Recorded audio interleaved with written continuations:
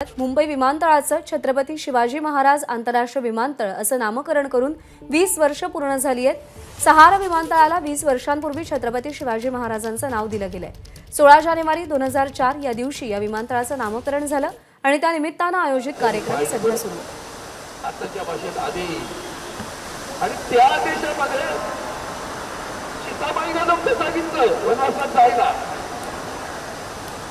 लक्ष्मणाला वनवासात जायला सांगितलं नव्हतं, तरी दोघं त्याच्या सोबत गेले आणि प्रभू रामचंद्र वनवासात गेल्यानंतर काही काही का सांगितलं त्याला वनवासात पाठवा।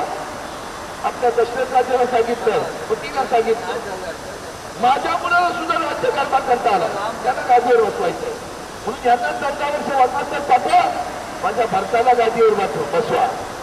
परत कसा निघाला? परत म्हणाला, बाई मी गादीवर नाही बसत, राज्यकारभार जरूर करीन, पण भरताला प्रभू रामचंद्राच्या पादुका गादीवर ठेवल्या आणि कारभार केला। आताच्या काळात एबीपी माझा, उघडा डोळे बघा नीट।